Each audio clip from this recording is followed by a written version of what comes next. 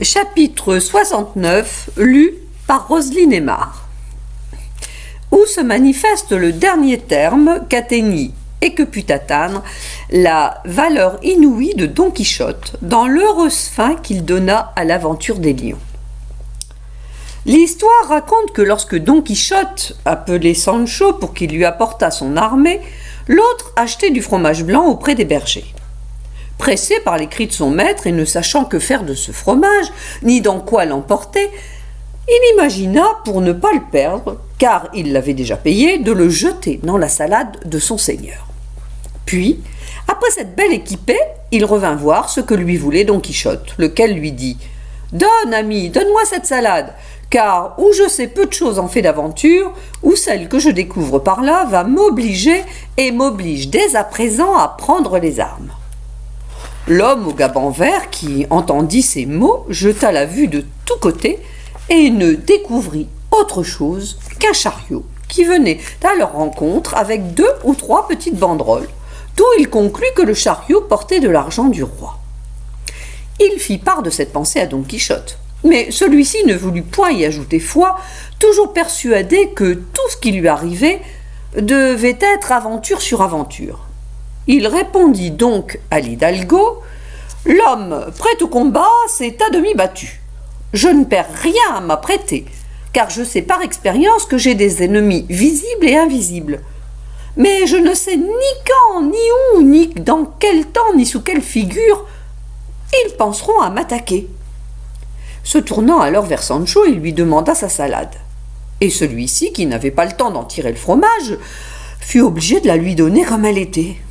Don Quichotte, sans apercevoir ce qu'il y avait dedans, se l'emboîta sur la tête en toute hâte. Mais comme le fromage s'exprimait par la pression, le petit lait commença à couler sur le visage et sur la barbe de Don Quichotte, ce qui lui causa tant d'effroi qu'il dit à Sancho « Qu'est-ce que c'est que cela, Sancho ? On dirait que mon crâne s'amollit, ou que ma cervelle fond, ou que je sue des pieds à la tête. Oh, s'il est vrai que je sue, par ma foi, ce n'est pas de peur. Sans doute que c'est une terrible aventure, celle qui va m'arriver. Donne-moi, je te prie, quelque chose pour m'essuyer les yeux, car la sueur me coule si fort du front qu'elle m'aveugle. » Sancho, sans rien dire, lui donna un mouchoir et rendit grâce à Dieu de ce que son seigneur n'avait pas deviné le fin mot. Don Quichotte s'essuya, puis ôta sa salade pour voir ce que c'était qui lui faisait froid à la tête. Oh, quand il vit cette bouillie blanche au fond de la salade, il se l'approcha du nez, et dès qu'il l'eut senti, « Par la vie de madame Dulcinée du Toboso, s'écria-t-il, c'est du fromage mou que tu as mis là-dedans. Traite, impudent, et cuillé balapris. » Sancho répondit avec un grand flegme et une parfaite dissimulation. « Si c'est du fromage blanc, donnez-le-moi, je le mangerai bien. Ou plutôt que le diable le mange, car c'est lui qui l'aura mis là. Est-ce que j'aurais eu l'audace de salir l'armée de votre grâce? Vous avez joliment trouvé le coupable. Par ma foi, Seigneur, à ce que Dieu me fait comprendre, il faut que j'ai aussi des enchanteurs qui me persécutent comme membres et créatures de votre grâce. Ils auront mis là ces immondices pour exciter votre patience à la colère et me faire, selon l'usage, moudre les côtes. Mais, en vérité, pour cette fois, ils auront sauté en l'air, et je me confie assez au bon jugement de mon Seigneur pour croire qu'il aura considéré que je n'ai ni fromage, ni lait, ni rien qui y ressemble, et que si je l'avais, je le mettrais plutôt dans mon estomac que dans la salade. Tout est possible, dit Don Quichotte. Cependant, l'hidalgo regardait et s'étonnait, et il s'étonna bien davantage quand Don Quichotte, après s'être essuyé la tête, le visage, la barbe et la salade, s'affermit bien sur ses étriers, dégaina à demi son épée, empoigna sa lance et s'écria « Maintenant, advienne que pourra. Me voici en disposition d'en venir aux mains avec Satan, même en personne. » Sur ces entrefaites, le char aux banderoles arriva. Il n'y avait d'autre personne que le charretier, monté sur ses mules, et un homme assis sur le devant de la voiture. Don Quichotte leur coupa le passage et leur dit « Où allez-vous, frère? Qu'est-ce que ce chariot? Que menez-vous dedans et quelles sont ces bannières ?»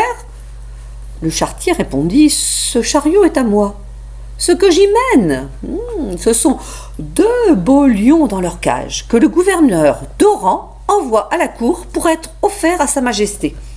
Et les bannières sont celles du roi, notre seigneur, pour indiquer que c'est quelque chose qui lui appartient. »« Les lions sont-ils grands ?» demanda Don Quichotte. « Si grands, répondit l'homme qui était juché sur la voiture, que jamais il n'en est venu d'aussi grand d'Afrique en Espagne. Je suis le gardien des lions et j'en ai conduit bien d'autres, mais comme ceux-là, aucun. Ils sont mâles et femelles. Le lion est dans la cage de devant, la lionne dans celle de derrière, et ils sont affamés maintenant, car ils n'ont rien mangé aujourd'hui. Ainsi que votre grâce se détourne et dépêchons-nous d'arriver où nous puissions leur donner à manger. » Alors, Don Quichotte, se mettant à sourire, « Des petits lions à moi, dit-il, à moi de petits lions, à ces heures-ci. Eh bien, pardieu, ces seigneurs, les nécromants qui les envoient ici, vont voir si je suis homme à m'effrayer de lions.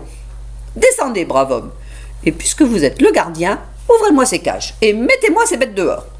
C'est au milieu de cette campagne que je leur ferai connaître qui est Don Quichotte de la Manche, en dépit et à la barbe des enchanteurs qui me les envoient. » « se dit alors l'hidalgo, notre bon chevalier vient de se découvrir. Le fromage blanc lui aura sans doute amolli le crâne et mûri la cervelle. » Et en ce moment, Sancho accourut auprès de lui. « Seigneur, s'écria-t-il, au nom de Dieu, que votre grâce fasse en sorte que mon seigneur Don Quichotte ne se batte pas contre ces lions. S'ils les attaquent, ils nous mettront tous en morceaux. »« Comment votre maître est-il si fou ?» répondit l'hidalgo.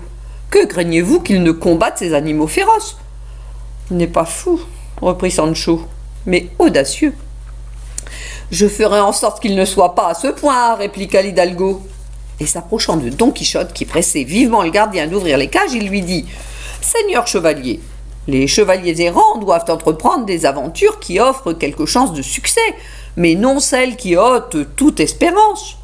La valeur qui va jusqu'à la témérité est plus près de la folie que du courage, et d'ailleurs ces lions ne viennent pas contre vous. Ils n'y songent pas seulement. C'est un présent offert à sa majesté. Vous feriez mieux de les retenir et d'empêcher leur voyage. »« Allez, seigneur Hidalgo, répondit Don Quichotte, occupez-vous de votre chien d'arrêt docile ou de votre hardi furet et laissez chacun faire son métier. Ceci me regarde, et je sais fort bien si c'est pour moi ou pour d'autres que viennent messieurs les lions. » Puis, se tournant vers le gardien, « Je jure Dieu, Don Marot, lui dit-il, que si vous n'ouvrez pas vite ces cages, je vous cloue avec cette lance sur le chariot. » Le charretier, qui vit la résolution de ce fantôme armé en guerre, lui dit alors: « Que votre grâce, mon bon seigneur, veuille bien par charité me laisser dételer mes mules et gagner avec elles un lieu de sûreté, avant que les lions ne s'échappent. S'il me les tuait, je serais perdu le reste de mes jours, car je n'ai d'autre bien que ce chariot et ces mules. »« Oh, homme de peu de foi, répondit Don Quichotte, descends et dételle tes bêtes, et fais ce que tu voudras, mais tu verras bientôt que tu t'es donné de la peine inutilement, et que tu pouvais fort bien t'épargner celle que tu vas prendre. » Le charretier sauta par terre et détela ses mules en toute hâte, tandis que le gardien des lions disait à haute voix: « Je vous prends tous à témoin que c'est contre ma volonté et par violence que j'ouvre les cages et que je lâche les lions. Je proteste à ce seigneur que tout le mal et préjudice que pourront faire ces bêtes courra pour son compte, y compris mes salaires et autres droits. Hâtez-vous tous, seigneur, de vous mettre en sûreté avant que je leur ouvre, car pour moi je suis bien sûr qu'elles ne me feront aucun mal. » L'hidalgo essaya une autre fois de persuader à Don Quichotte de ne pas faire une semblable folie, lui disant que c'était tenter Dieu que de se lancer en une si extravagante entreprise. Don Quichotte se borna à répondre qu'il savait ce qu'il faisait. « Prenez-y bien garde, reprit l'hidalgo, car moi, je sais que vous vous trompez. Maintenant, Seigneur, répliqua Don Quichotte, si vous ne voulez pas être spectateur de ce que vous croyez devoir être une tragédie, piquez des deux à la jument pommelée et mettez-vous en lieu de sûreté. Lorsque Sancho l'entendit ainsi parler, il vint à son tour, les larmes aux yeux, le supplier d'abandonner cette entreprise, en comparaison de laquelle toutes les autres avaient été pain béni. Celle des moulins à vent, l'effroyable aventure des Foulons, enfin tous les exploits qu'il avait accomplis dans le cours de sa vie. « Prenez garde, Seigneur, disait Sancho, qu'il n'y a point d'enchantement ici, ni chose qui y ressemble. J'ai vu, à travers les grilles et les fentes de la cage, une griffe de lion véritable, et j'en conclus que le lion auquel appartient une telle griffe est plus gros qu'une montagne. »« Allons donc, répondit Don Quichotte, la peur te le fera bientôt paraître plus gros que la moitié du monde. Retire-toi, Sancho, et laisse-moi seul. Si je meurs ici, tu connais notre ancienne convention. Tu iras trouver Dulcinée, et je ne t'en dis pas davantage. » À cela, il ajouta d'autres propos qui ôtèrent toute espérance de le voir abandonner son extravagante résolution. L'homme au gaban vert aurait bien voulu s'y opposer de vive force, mais ses armes étaient trop inégales, et d'ailleurs, il ne lui parut pas prudent de se prendre de querelle avec un fou comme Don Quichotte. Lui semblait qu'il était maintenant de tout point. Celui-ci, revenant à la charge auprès du gardien et réitérant ses menaces avec violence, l'hidalgo se décida à piquer sa jument. Sancho, le grison, et le charretier ses mules, pour s'éloigner tous du chariot le plus qu'ils pourraient avant que les lions sortissent de leur cage. Sancho pleurait la mort de son seigneur, croyant bien que cette fois il laisserait la vie sous les griffes du lion. Il maudissait son étoile, il maudissait l'heure où lui était venue la pensée de rentrer à son service.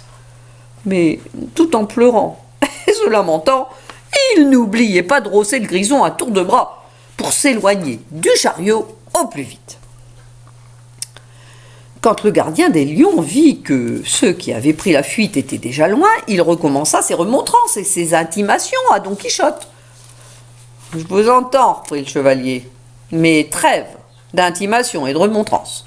Tout cela serait peine perdue et vous ferez mieux de vous dépêcher. » Pendant le temps qu'employa le gardien à ouvrir la première cage, Don Quichotte se mit à considérer s'il ne vaudrait pas mieux livrer la bataille à pied qu'à cheval.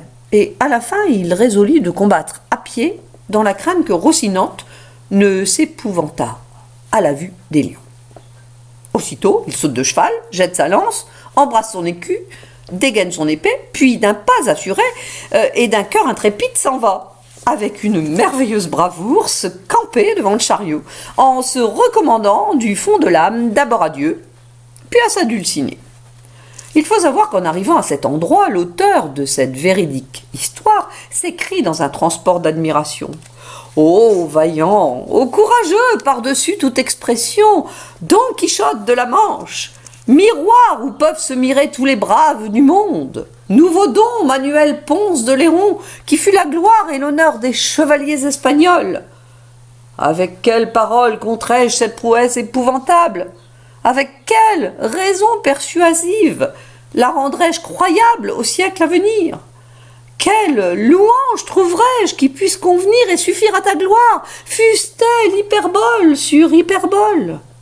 Toi, à pied, toi, seul, toi, intrépide, toi, magnanime, n'ayant qu'une épée dans une main et non de ces lames tranchantes marquées au petit chien, dans l'autre un écu et non d'acier très propre et très luisant, tu attends de pied ferme les deux plus formidables lions qui nourrissent les forêts africaines.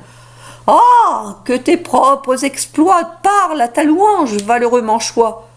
Quant à moi, je les laisse à eux-mêmes, car les paroles me manquent pour les louer dignement. » Ici, l'auteur termine l'exclamation qu'on vient de rapporter et, passant outre, rattache le fil de son histoire. Quand le gardien de la ménagerie, dit-il, vit que Don Quichotte s'était mis en posture et qu'il fallait à toute force lâcher le lion mâle, sous peine d'encourir la disgrâce du colérique et audacieux chevalier, il ouvrit à 2 battants la première cage où se trouvait, comme on l'a dit, cet animal, lequel parut d'une grandeur démesurée et d'un épouvantable aspect. La première chose qu'il fit fut de se tourner et retourner dans la cage où il était couché, puis de s'étendre tout de son long en allongeant la patte et en desserrant la griffe. Ensuite, il ouvrit la gueule, bâilla lentement et, tirant 2 pieds de langue, il s'en frotta les yeux et s'en lava toute la face. Cela fait, il mit la tête hors de la cage et regarda de tous côtés avec des yeux ardents comme de charbon. Regard et geste capables de jeter l'effroi dans le cœur de la témérité même. Don Quichotte, seul, l'observait attentivement, brûlant du désir que l'animal s'élança du char et en vint aux mains avec lui, car il comptait bien le mettre en pièces entre les siennes. Ce fut jusqu'à ce point qu'elle a son incroyable folie.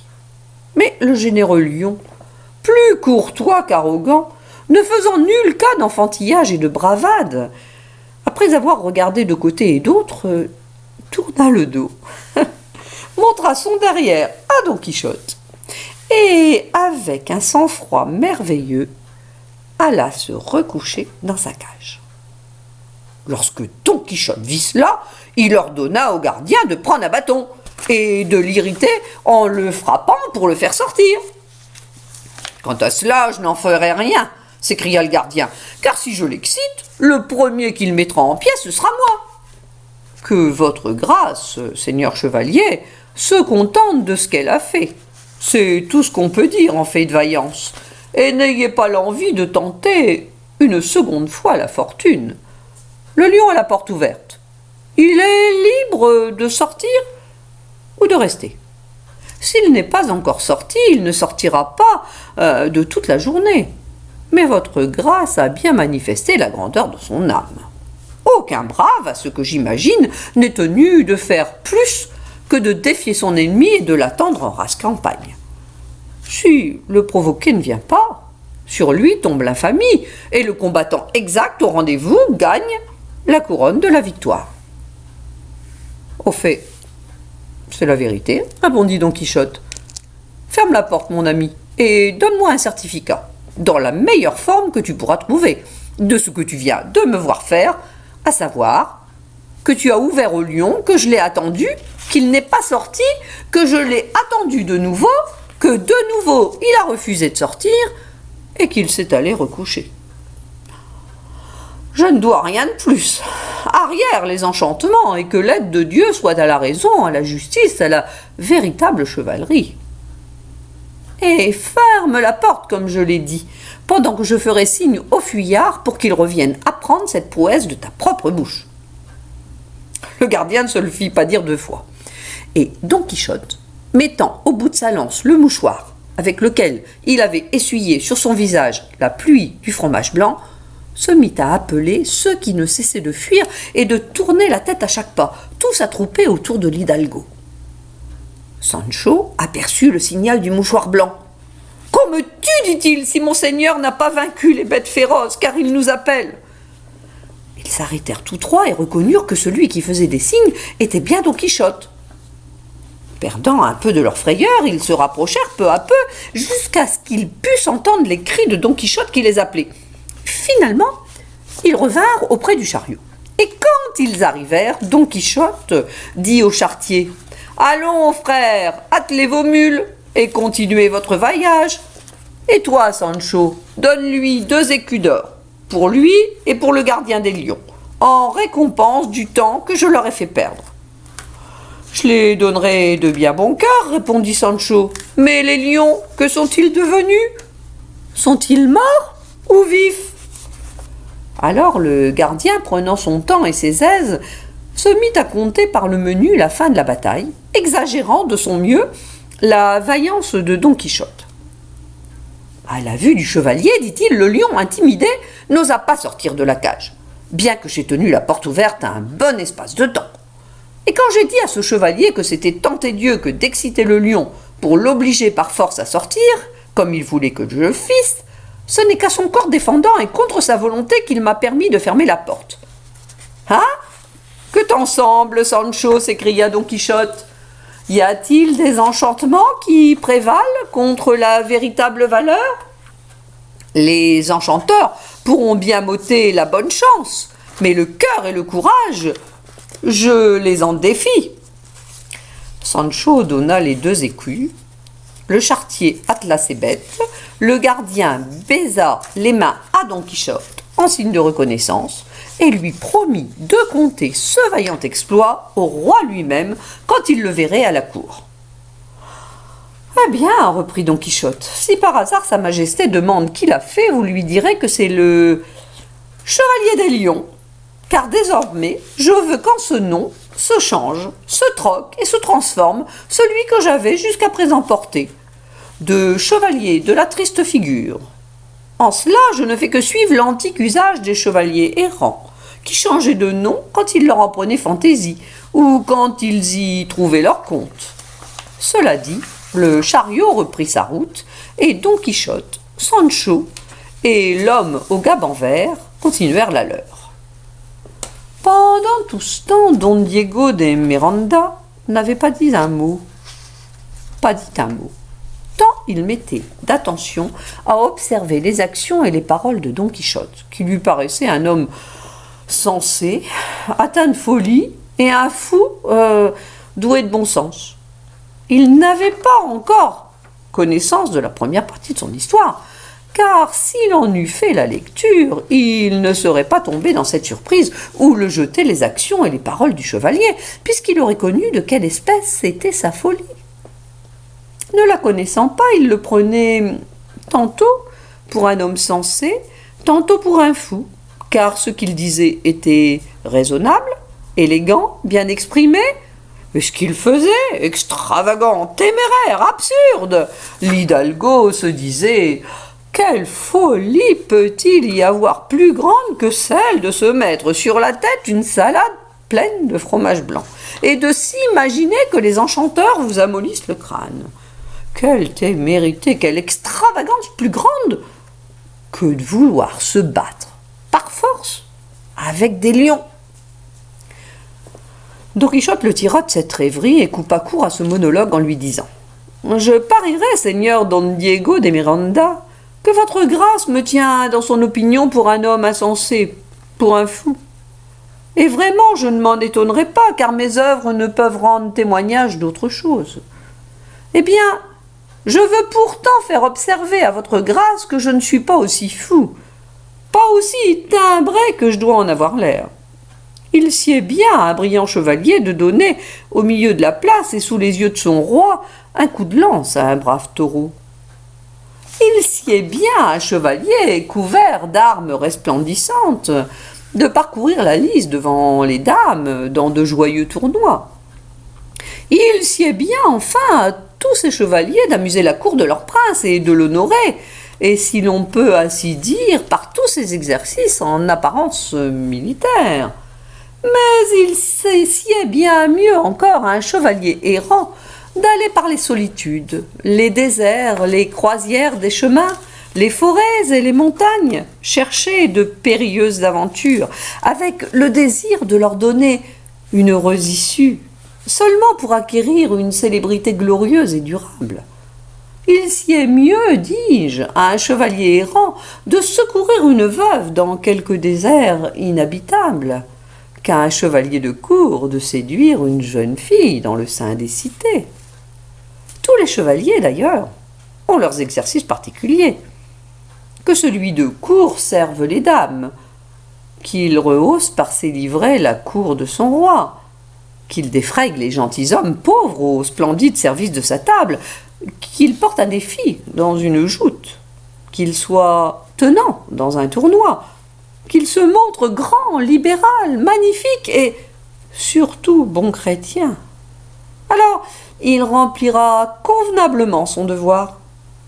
Mais que le chevalier errant cherche les extrémités du monde, qu'il pénètre dans les labyrinthes les plus inextricables, qu'il affronte à chaque pas l'impossible, qu'il résiste au milieu des déserts aux ardents rayons du soleil dans la canicule, et pendant l'hiver, à l'âpre inclémence des vents et de la gelée, qu'il ne s'effraie pas des lions, qu'il ne tremble pas en face des vampires et des andriaques.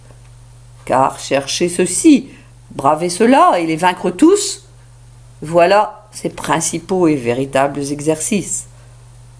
Moi donc, puisqu'il m'est échu en partage d'être membre de la chevalerie errante, je ne puis me dispenser d'entreprendre tout ce qui me semble tomber sous la juridiction de ma profession. Ainsi, il m'appartenait directement d'attaquer ces lions tout à l'heure, quoique je connusse que c'était une témérité sans borne. Je sais bien en effet que c'est ce que c'est que la valeur. C'est une vertu placée entre deux vices extrêmes, la lâcheté et la témérité. Mais il est moins mal à l'homme vaillant de monter jusqu'à toucher le point où il serait téméraire que de descendre jusqu'à toucher le point où il serait lâche. Car ainsi qu'il est plus facile au prodigue qu'à l'avare de devenir libéral, il est plus facile au téméraire de se faire véritablement brave qu'au lâche de monter à la véritable valeur. Quant à ce qui est d'affronter des aventures, croyez-moi, Seigneur Don Diego, il y a plus à perdre en reculant qu'en avançant. Car lorsque l'on dit « ce chevalier est audacieux et téméraire », cela résonne mieux aux oreilles des gens que de dire « ce chevalier est timide et poltron ». J'affirme, Seigneur Don Quichotte, répondit Don Diego, que tout ce qu'a dit et fait votre grâce est tiré au cordeau de la droite raison. Et je suis convaincu que si les lois et les dérèglements de la chevalerie venaient à se perdre, ils se retrouveraient dans votre cœur, comme dans leurs dépôts naturels et leurs propres archives. Mais pressons-nous un peu, car il serait tard d'arriver à mon village et à ma maison. Là, votre grâce se reposera du travail passé qui, s'il n'a pas fatigué le corps, a du moins fatigué l'esprit, ce qui cause aussi d'habitude la fatigue du corps. Je tiens à l'invitation à grand honneur et grand merci, Seigneur Don Diego, répondit Don Quichotte. Ils se mirent alors à piquer leur monture à un peu plus qu'auparavant, et il pouvait être 2 heures de l'après-midi quand ils arrivèrent à la maison de Don Diego, que Don Quichotte appelait le chevalier du Gaban vert.